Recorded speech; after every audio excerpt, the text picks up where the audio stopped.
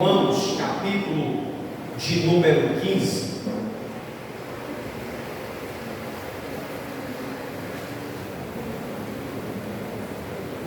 Romanos, capítulo 15, verso de número 14. Bom, pode ficar sentado mesmo, vamos focar só no verso 14. Meus irmãos, estou certo de que vocês estão cheios de bondade, sabendo tudo o que eu preciso saber, são capazes de dar conselho uns aos outros. Vou repetir de novo. Meus irmãos, estou certo de que vocês estão cheios de sabe tudo o que eu preciso, sabe e são capazes de dar conselho uns aos outros. Amém, irmãos? Só quem tem a vontade de Deus, diga glória a Jesus. Irmãos, hoje, como mais um culto de doutrina, eu quero trazer um tema para a nossa mensagem dessa noite. Eu queria que você repetisse comigo: as marcas de um crente maduro. Repita comigo: as marcas de um crente maduro. Glória a Jesus. Irmãos, o apóstolo Paulo, hoje não tem nem fundo, né? Hoje, meu Deus do céu, os meus olhos foram, os meus ouvidos também foram, e me resta a fé, né? É a fé que me resta, porque estou naquele Espírito Santo. Cadê a Piqueza, coloca só um fundo para mim aqui, ó, por favor. Irmãos, o apóstolo Paulo estava de caminho a Jerusalém. O apóstolo Paulo estava de caminho a Jerusalém quando ele escreveu a carta aos Romanos.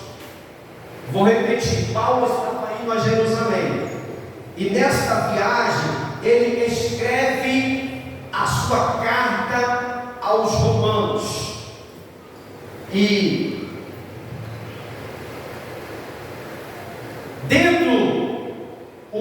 nesta carta aos Romanos, o nosso veterano apóstolo, ele vai escrever, ele vai falar da doutrina da salvação. Paulo, ele vai escrever aos Romanos sobre a questão da doutrina da salvação. Se você ler, estudar do capítulo 1 de Romanos até o capítulo de número 11, Paulo ele vai falar sobre a doutrina da salvação. E quando o crente ele já tem convicção da sua salvação, da mensagem sobre salvação, aí no verso 16, aqueles que estão salvos, eles já começam a colocar em prática aquilo que eles aprenderam, a questão da salvação, ao ponto que no verso 16 do capítulo 1 de Romanos, os salvos eles vão estar colocando em prática, defendendo e não se envergonhando do Evangelho, porque é poder de Deus para a salvação. Paulo vai dizer isso. Então só vai agir dessa forma de como eu não me envergonho do Evangelho, é só aquele que conhece a salvação em Cristo Jesus. Então Paulo aqui ele escreve a doutrina de salvação aos Romanos, e eles passam a colocar em prática, eles passam a viver a palavra, a colocar em prática aquilo que Paulo pregou através do Espírito Santo. Que no verso 16 ele diz: olha, eu não me envergonho do Evangelho, porque é poder de Deus para os que creem. E no texto aqui em referência, do capítulo 15, verso 14, o apóstolo Paulo ele vai falar sobre as marcas de um crente maduro. Porque Paulo aqui no verso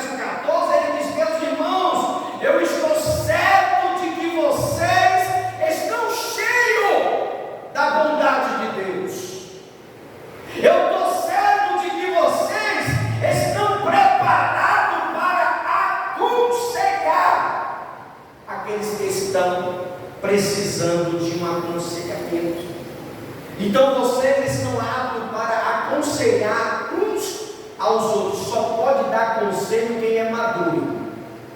Só pode ajudar alguém, espiritualmente falando, quem é maduro, quem tem uma fé inabalável, quem tem uma intimidade com Deus, quem anda com Deus, quem vive uma experiência com Deus, é quem pode fazer isso. Amém ou não amém? Então, o crente maduro, irmão, ele está possuído da vontade de Deus.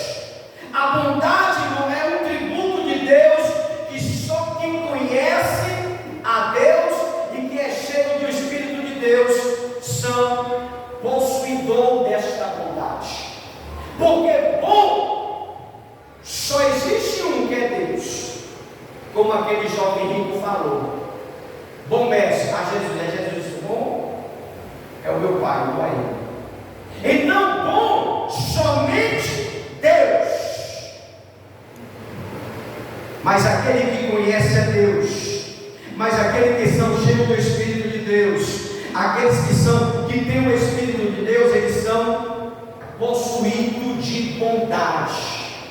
Você quer um exemplo de uma pessoa que ele está cheio de Deus e possuído de bondade? Eu vou te dar aqui uma referência de uma pessoa da Bíblia. Sabe quem é? Barnabé. Um homem que no Novo Testamento ele é conhecido como bom. A Bíblia vai estar falando em Atos capítulo 11, verso 24. Barnabé, que era um homem bom, que era cheio do Espírito Santo, cheio de fé, e muitos se converteram ao Senhor. A própria Bíblia vai dar testemunho dele. O próprio Atos dos Apóstolos vai estar falando de quem é Barnabé. Então ele é mencionado aqui como homem bom. E o que foi mais que Barnabé fez? Barnabé, ele fez de sua vida um investimento para ajudar outras pessoas. Em qual sentido, pastor? Ele investiu na sua vida para ajudar outras pessoas. Ele demonstrou aos necessitados, vendendo aquilo que ele tinha, a sua própria propriedade. A Bíblia vai estar falando em Atos capítulo 4, versos 36 e 37. E foi assim que José vendeu um terreno e entregou o dinheiro aos apóstolos.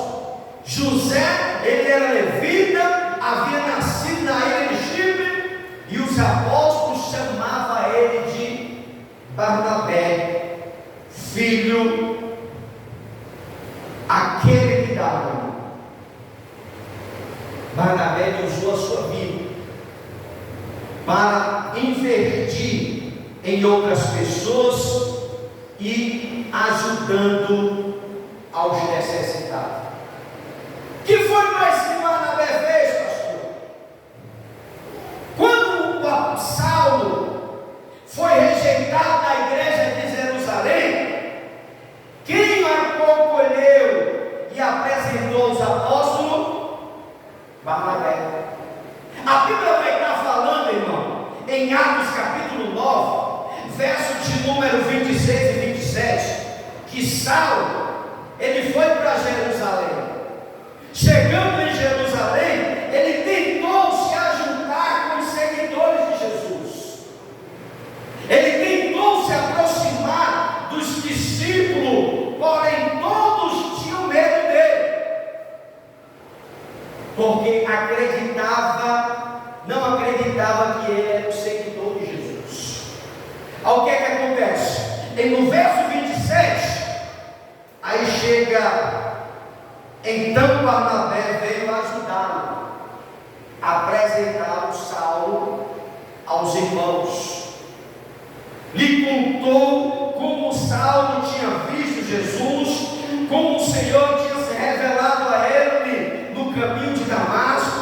Saulo, pelo poder do nome de Jesus, havia anunciado corajosamente o Evangelho. E foi dessa forma que Barnabé cheio do Espírito Santo, cheio da bondade de Deus, passou a ajudar as pessoas com a sua vida, com o seu testemunho, com a sua fé e com a sua bondade. Agora, quando Saulo estava mais de 10 anos no anonimato, aí Barnabé, ele vai atrás de Saulo e passa a invertir na vida do apóstolo Paulo.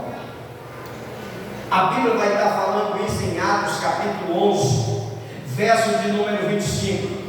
Depois Barnabé foi até a cidade de Tarso, a fim de buscar quem? Saulo. Saulo, que estava rejeitado, há mais de 10 anos, estava no anonimato, e Barnabé, usado pelo Espírito Santo, vai até a cidade de Saulo a buscar Saulo, que se tornou um dos maiores apóstolos da Bíblia Sagrada. A Bíblia vai falar no verso 26 do capítulo 11 de Atos, que quando o encontrou, ele levou para Antioquia. Barnabé pega Paulo, leva para Antioquia. Eles se reuniram durante um ano com a gente daquela igreja e ensinaram muitas pessoas. E foi em Antioquia que os irmãos foram chamados pela primeira vez de cristãos.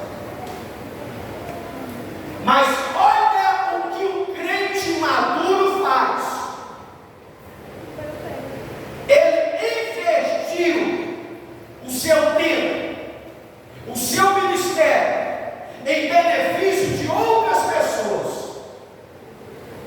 A história de Barnabé foi um crente maduro, um homem que não tinha um cristianismo só para si, um homem que recebeu o Espírito Santo, recebeu a graça, recebeu a misericórdia, recebeu o amor, e ele não ficou entre si. Ele pegou tudo aquilo que ele tinha, que recebeu da parte de Deus, e passou a invertir em outras pessoas. Sabe o que é isso, irmão? Atitude de um cristão maduro. Irmãos, eu falando aqui nessa história de Barnabé, que foi até a cidade de Tarso buscar Saulo, que estava há 10 anos no anonimato. Você sabe o que é que eu aprendo aqui, irmão, nessa história de Saulo? Que hoje a gente vê o apóstolo Paulo, o maior missionário, o homem que abriu, mas se você ver a história dele, irmão, ele passou 10 anos no anonimato. A gente só vê aonde as pessoas estão. O apóstolo Paulo, 13 cartas. O homem era um homem usado por Deus, o homem viu coisas inefáveis, o homem viu Deus, o homem viu Jesus, o homem teve uma experiência com Deus. Mas tudo, irmão, na vida de um cristão, existe um tempo determinado por Deus. Paulo, para ele se tornar o apóstolo Paulo, não foi da noite para o dia, não foi por acaso ele dormiu crente e acordou apóstolo, não. Teve um processo até ele chegar aonde ele chegou. Até chegar aonde ele viu, ele foi ao terceiro céu e viu coisas inefáveis. Ele passou por muita coisa para chegar aonde ele chegou. E uma coisa que eu acho linda, irmão, na história de Barnabé, um crente maduro, é que ele vê o apóstolo Paulo, um homem que outrora perseguia a igreja, o homem que teve uma ordem de Damasco para matar os cristãos, e os próprios irmãos, Paulo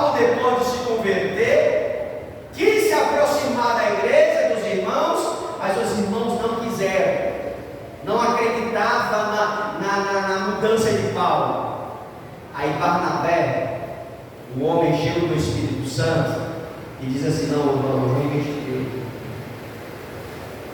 Ele é um vaso escolhido na mão de Deus. Aí Paulo estava lá crente, ele tinha se convertido, ele teve um encontro com Jesus, Ananias batizou, ele foi curado, caiu a cegueira do sol, mas ele estava lá servindo a Deus. Aonde? No anonimato, ninguém conhecia a história de Paulo. Mas entra Barnabé, o homem cheio do Espírito Santo, o homem cheio de bondade, o homem cheio de Deus, e diz assim: eu vou atrás de Paulo. Aquele cara ali vai ser útil na obra de Deus. Aí ele vai, Barnabé foi para a cidade de Tarso em busca de Paulo. E quando encontrou, ele disse: Paulo, teu lugar não é aqui, vamos para a Antioquia. Eu vou te mostrar as igrejas, eu vou te mostrar os cristãos, eu vou te mostrar que o povo, os discípulos de Jesus são avivados. E Barnabé, ele investiu na vida de Paulo. E eu vendo essa história aqui, irmão, eu fico feliz. Sabe por quê? Porque hoje nós estamos aqui. Você está aí como um obreiro, você está aí como um obreiro, você está aí como um diácono, como um presbítero, como um apóstolo, como uma missionária, seja qual for a posição eclesiástica que você esteja hoje, porque alguém está investindo em você.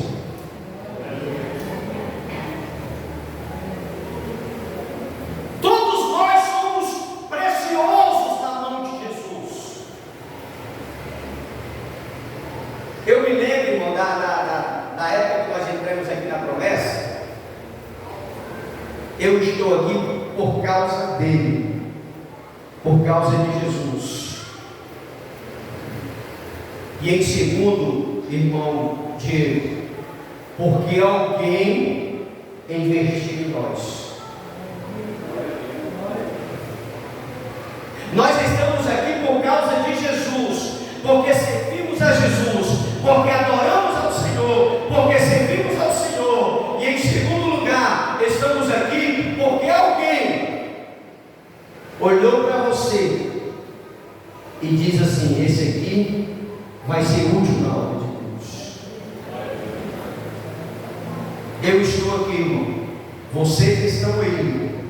Primeiramente porque Deus é bom, e em segundo porque Deus sempre usa os seus para investir naqueles que são preciosos para Jesus. Irmãos, eu confesso aos irmãos que eu nunca almejei a posição de um pastor. Nunca. Hoje, graças a Deus, eu sou pastor consagrado pela misericórdia de Deus, porque tudo é o tempo de Deus, não é o nosso tempo. Aproveitando aqui esta mensagem, eu quero fazer um rápido testemunho de como nós chegamos aqui. Nós chegamos aqui, eu e a missionária Juliana, nós éramos um casal de jovem que estávamos noivos de agradar. Nós nos congregávamos dos profetas no Lagamar, onde eu tive a oportunidade de conhecer a Juliana lá, e nós éramos jovens, eu tinha uns 20 anos, 17, tinha 15, eu tinha uns 17 ou 18 anos. Nós começamos a namorar, teve até prova, né? Eu provar se esse amor é de Deus mesmo. Aí jejuaram, fizeram prova de Deus e nós lá. Passei 2 anos namorando, depois nós noivamos. Aí eu disse assim: já que a gente vai casar, a gente vai ter que procurar uma igreja mais próxima. E a gente já tinha visitado a promessa com um departamento de jovem, a qual nós éramos líderes de jovem. A gente via muito aqui, porque a gente trabalhava na época visitando o Diácono Bruno. O povo ia para o Lagamar vinha para cá. A gente ia para o Papicu, o povo do Papicu vinha para cá. A gente ia não sei para onde, a gente rodava o mundo todo. Onde tivesse um de jovem, a gente estava dentro. Aí quando era no dia dos nossos cultos, não tinha nem onde botar rico, tanta faltava na cadeira, porque a gente vivia visitando as igrejas, e a gente chegou a visitar aqui, né? Aí eu disse assim, amor, já que a gente vai casar, e para a gente ficar aqui no Lagamar e ficar mais longe, vamos se congregar. Isso não, vamos visitar a promessa. Obrigado, Tiago. Vamos visitar a promessa. Nós viemos, eu cheguei para a missionária lá, e missionária não, vamos casar, e a gente vai se congregar mais perto da nossa casa. Aí a gente casemos, não, nós saímos de lá noivo, já estava já com a data do casamento marcada, e nós viemos se congregar aqui, já jovem, né? Não jovem, mas noivo. Eu saí de lá consagrado. A missionária também já era, ela tinha uma consagração mais do que eu lá. Já era diaconisa, a missionária, e eu era um obreiro. Mas beleza. Nós saímos de lá, já noivo, viemos congregar aqui. E aqui nós não chegamos com um negócio de conversa fiada, querendo aparecer, ó, eu sou obreiro, viu? Aqui minha mulher é diaconisa, recebe aqui, não, nem cheguemos como um casal de jovens, ficamos sentados ali, aonde você está, glória a Deus.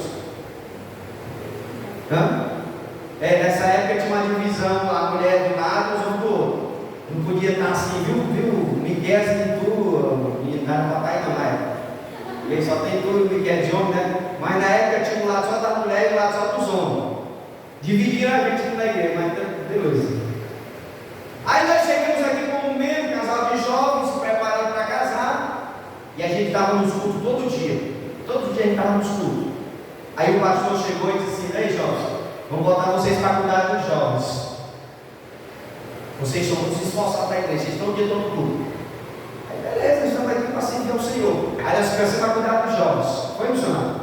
Começamos, cadê o Júlio César, o Marquinhos, o Daniel, nós éramos essa geração aí. Nós cuidávamos do Júlio César, do Daniel, do Marquinhos, mesmo que era muita gente, era muito jovem.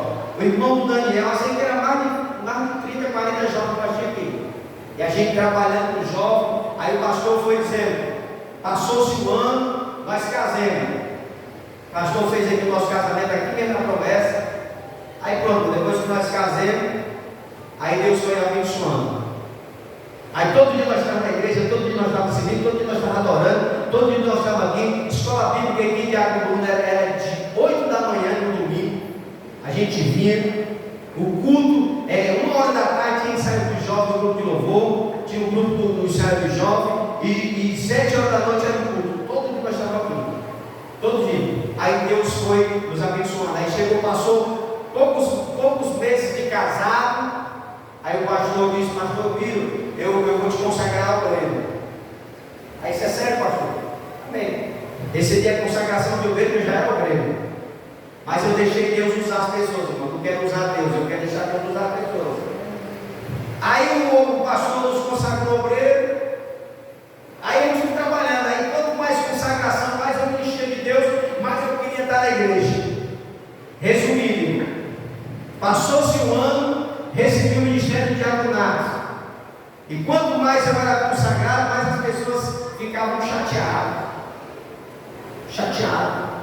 E eu não tinha culpa por causa disso, não, porque eu estava aqui para servir a Deus. Aí foi passando os anos, passou o tempo de diaconato, no próximo ano, um ano no outro, nós fomos consagrados a presbítero. Aí a responsabilidade já ficou maior.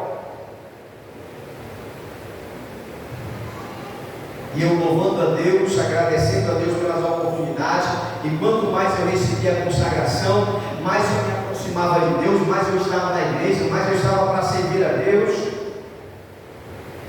E chegou a época de o pastor lá na minha casa, pastor Miro, eu estou indo entregar a igreja, vou fazer uma verba da igreja no interior, e eu vou passar o ministério para você. Desse jeito, essa palavra. Essa que foi isso? Não, mas não faça isso não. Tem pessoas lá, muito mais tempo do que eu, muito mais preparado do que eu para cuidar da igreja.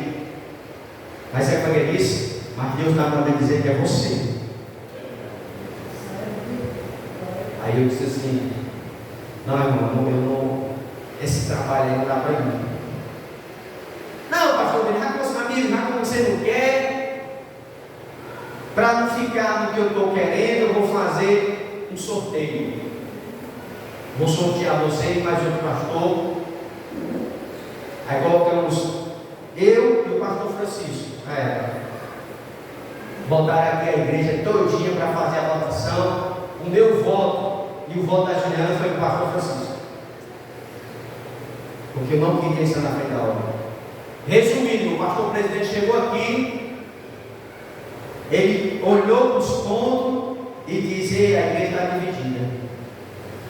60 para o pastor Miro e 62 para o pastor Francisco. O meu voto, eu passei para o pastor porque eu não queria estar na frente da obra, porque eu me sentia assim que eu não era digno de estar aqui, porque tinha pessoas aqui há mais anos do que a gente, e eu simplesmente tinha chegado jovem para um trabalho simples, e chegou aonde chegou. Tive a oportunidade de trabalhar com o pastor Francisco aqui, um ótimo pastor, sempre estava aqui. Pastor Miro, esse cara, o pastor Francisco me consagrou a qual pastor dele, a qual pastor ele me consagrou aqui na época, e nós ficamos trabalhando juntos. Eu estou contando aqui a história do que está dentro da história de Barnabé. Aí eu estou fazendo aqui um resumo para você entender. Aí o pastor Francisco recebeu um convite de cuidar de uma igreja no Mucambo. E o pastor do interior vinha para cá, para a sede. Pastor Edinho. Já estava tudo certo. O pastor Francisco ia e outro pastor de Bahia vinha para cá. Já tinham acertado tudo. Aí o pastor Francisco, presidente, chegou para mim no Espírito. Está aqui a chave da igreja. O pastor Francisco vai viajar, ele não quer mais cuidar aqui em Fortaleza. E está aqui a chave da igreja. O pastor Edílio vai chegar em fevereiro. Isso, a minha oportunidade aqui como pastor da igreja era apenas 3 meses. 3 meses. E foi dezembro, foi a última festa que tivemos aqui, na época que ele veio. Quem lembra do pastor Edinho que veio pregar aqui? Ninguém lembra, veio um hora não pregou aqui no evento da igreja, não lembro se foi o aniversário da igreja, assim que foi uma festa de unidade lotada da igreja. E ele ficou de vir em fevereiro. Aí o pastor me entregou a chave e disse: Miro. Aí eu cheguei para o pastor presidente, sentei com ele e disse: pastor, o homem vai chegar em fevereiro. Aí o que é que eu vou fazer aqui? Não, você vai fazer a função de pastor. Você vai ser o pastor por 3 meses. Você já auxiliava o pastor Francisco? Mas eu era só o presbítero. Eu não tinha a responsabilidade que ele teve de fazer e tudo. Não, você vai fazer só um trabalho de 3 meses. Resumindo, esses 3 meses já está com 14 anos nós estamos aqui. 14 anos. Agora eu vou pegar as palavras do Bruno e faço as minhas. A gente faz os planos, mas Deus é quem dá a resposta. O Bruno falou, o diácono Bruno falou, isso é de tudo mesmo tudo. Meus planos não era de estar aqui como pastor da igreja.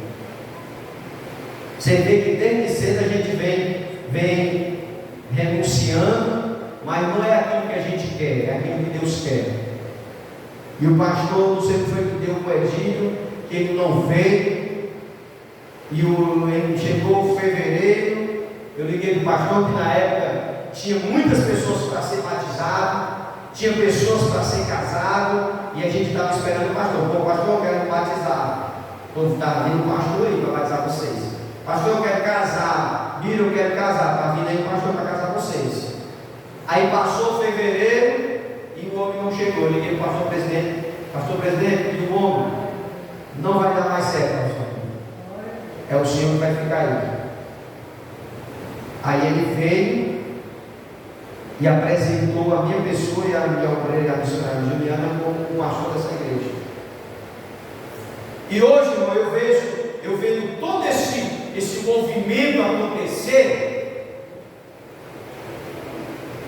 Eu louvo a Deus, porque tinha alguém que investiu em mim. Eu vendo aqui a história de Paulo, eu passei a observar como é que funciona. Eu estava simplesmente fazendo um trabalho como servo, fazendo o trabalho como eu vinha fazendo há anos, mas porque sempre alguém estava investindo em nós. Amém? Você pode aplaudir a Deus por isso? Aplaude a Deus.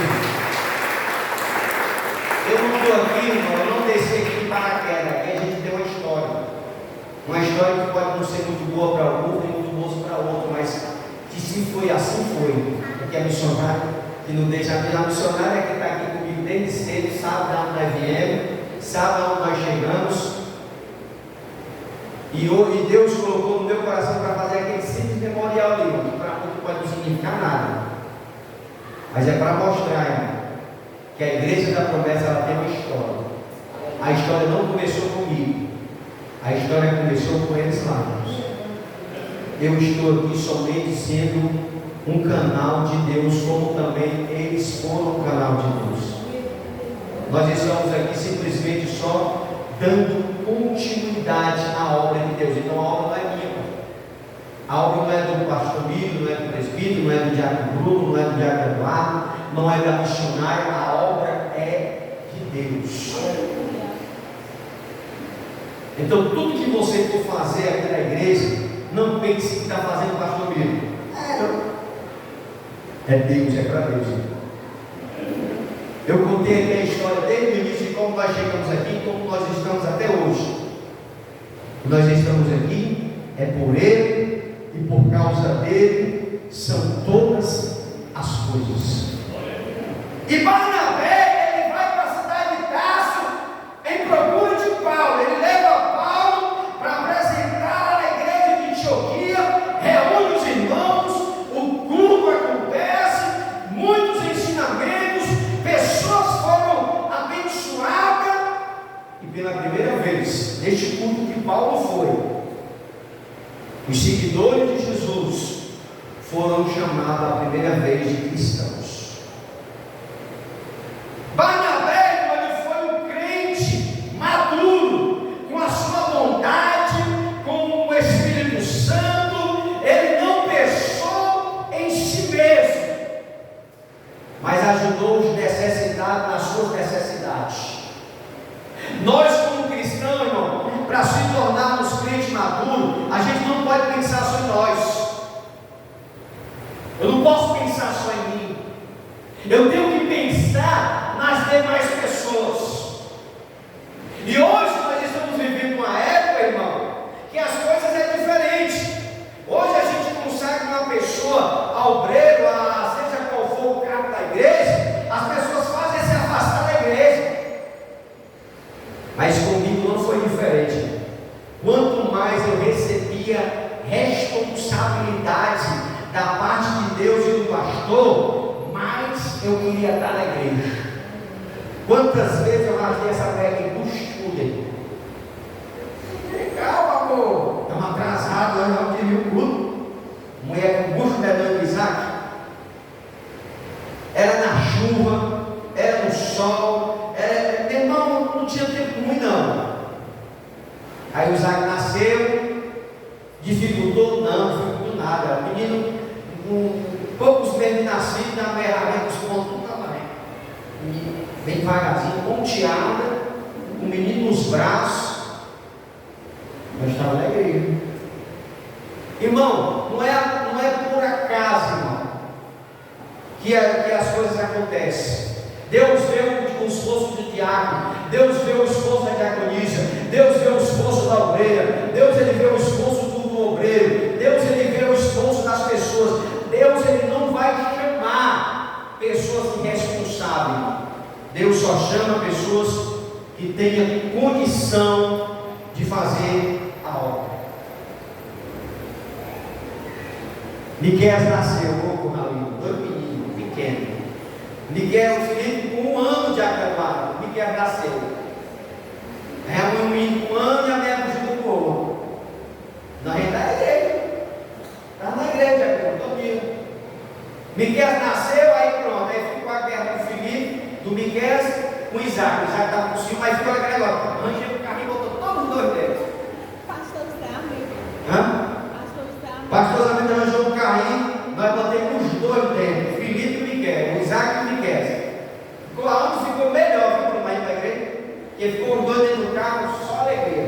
Quando a gente passava aqui nas áreas, os tiroteios, a gente entrava no beco ali lá. Entrava no beco, passando quando a gente dava bala, quando a bala sumia, a gente saía de novo. E essa, irmão, foi a nossa história. E hoje, meus filhos, graças a Deus, são as bênçãos de Deus, músico da igreja, um jovem totalmente responsável. E eu louvo a Deus, irmão, porque alguém investiu em nós.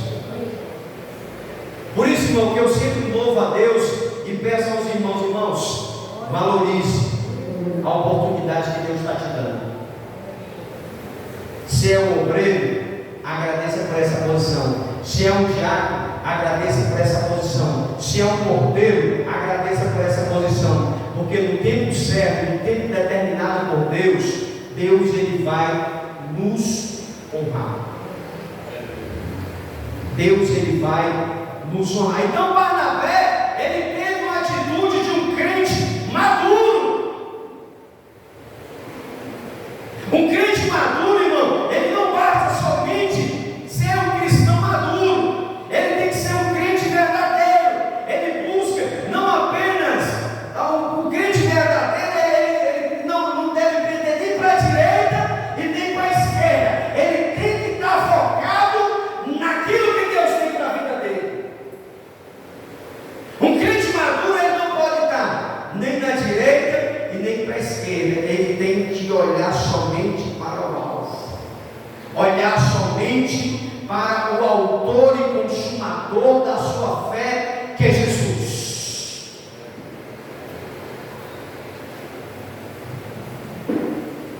Na vida de Noé, um homem que também andou com Deus, um homem que também, um homem maduro na fé, com uma experiência com Deus, a vida deste veterano, o trabalho de fé, ele também nos deixa grande exemplo de crente maduro. A vida de Noé, um homem que foi escolhido por Deus, um homem que foi salvo sem merecer, somente pelo favor de Deus. Noé também ele era portador da natureza do pecado que se mostrou em Adão. Mas quando Deus ele decidiu recomeçar a humanidade, ele vai em busca de Noé. Deus escolhe Noé e não somente escolheu, mas manteve ele salvo. Noé, ele tinha uma atitude de um homem maduro, ele era justo. Apesar de ser sujeito ao pecado, Noé procurava andar em justiça e cumprindo a vontade de Deus. Seu caráter, a Bíblia vai estar falando no capítulo 6 de Gênesis, verso 9. Ele era perfeito. Seu testemunho em sua geração ou entre os contemporâneos, ele era um pregador da justiça. Sua comunhão com Deus, irmão, ele ouviu a sua voz, cumpriu a sua vontade e passou a herdar a promessa de Deus.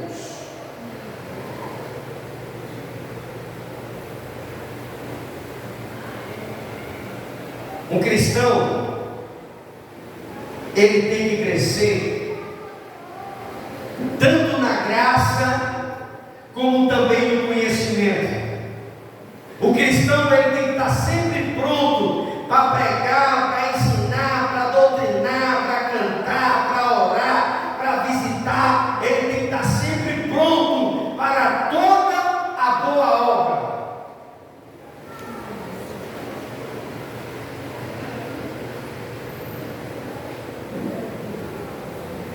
A gente tem que estar preparado para tudo isso. Um crente maduro, ele tem que estar preparado para pregar, para ensinar, para doutrinar, para cantar, para orar, para louvar.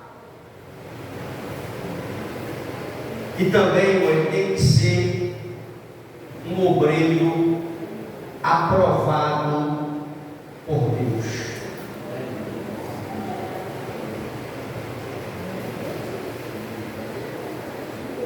Irmãos, que nessa noite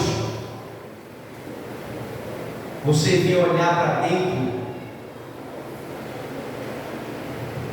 de si e pedir para que Deus faça de você uma pessoa boa, que possa e venha a ser como Barnabé e Noé, pronto para abençoar, para a bênção de Deus, para abençoar a outras pessoas e outras comunidades. Você quer ser um crente maduro? Isso, você quer ser um crente maduro? Peça a Deus para transformar a sua vida.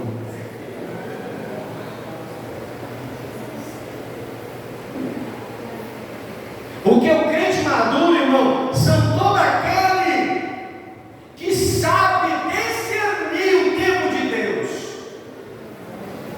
A Bíblia vai falar em Eclesiastes, capítulo 3, que existe tempo para tudo debaixo do sol. O crente maduro é aquele que sabe discernir o que é de Deus e o que é do maligno. É o crente maduro. O crente maduro, ele é sábio nas suas palavras.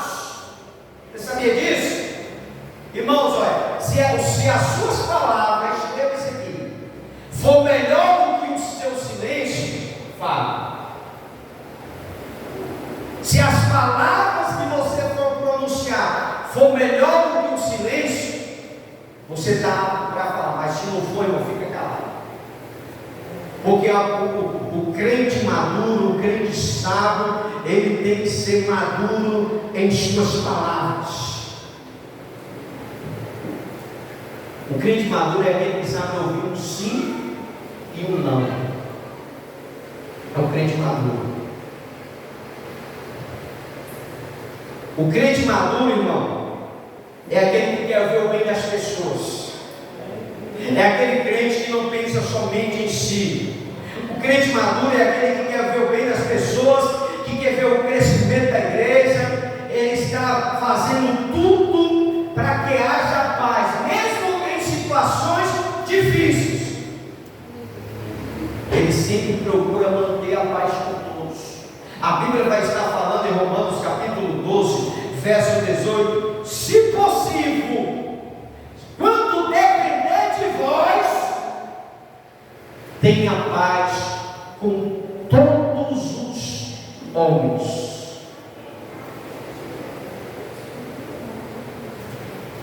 O crente maduro, irmão, é aquele que sabe discernir as coisas. Não é aquele que fica com raiva, estou chateado. O crente que anda assim, irmão, ele não é maduro, ele é menino.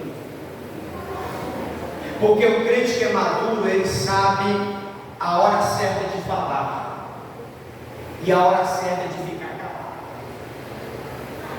O crente sábio, ele sabe medir as palavras.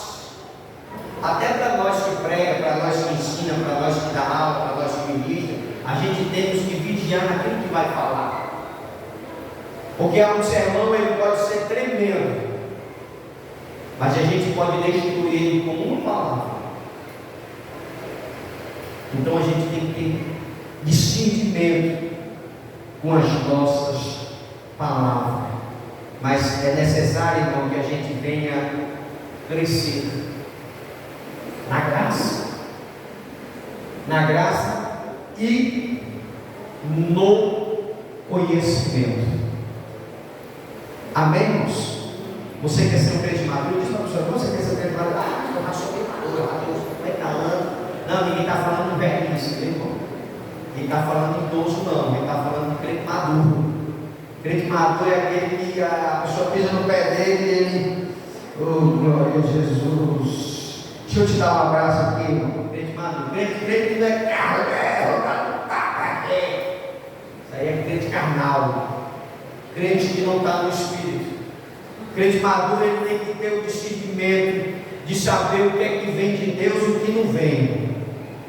A gente tem que pedir o discernimento ao Espírito Santo para saber se o que está vindo de lá para cá é de Deus ou é do diabo. Ele tem que ser sábio nas suas palavras. Ele tem que manter a paz. Você tem paz com todos? A gente tem que manter a paz com todos, irmãos.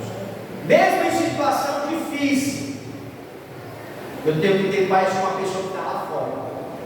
Ah, pastor, mas ele não é crente, ele é ímpio, ele é assim, é assado. Mas se depender de nós, Paulo vai dizer: tenha paz com todos. Se nós quisermos ser um crente maduro, a gente temos que aprender a discernir a voz de Deus. Pastor, mas como é que eu ouço a voz de Deus? Se está ouvindo a voz de Deus, faz horas aqui. Você está ouvindo a voz de Deus, faz horas que eu estou aqui pregando. A voz do pastor da igreja é uma voz diretamente do altar de Deus para o nosso coração. Nós que pregamos a palavra, nós que ensinamos a palavra, nós que ministramos a palavra, nós somos um canal de Deus para abençoar a sua vida através da palavra. Se nós quisermos sermos crentes maduros, temos que discernir a voz do Espírito Santo de Deus em nossa vida. Você pode receber essa palavra? Diga glória a Deus. As palmas do nome do Senhor.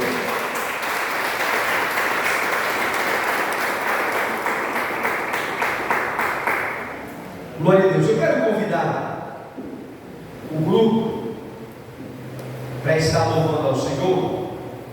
Enquanto louvo, eu quero convidar você a louvar a Deus com o seu dízimo e a sua oferta. Bom, você que trouxe o seu dízimo,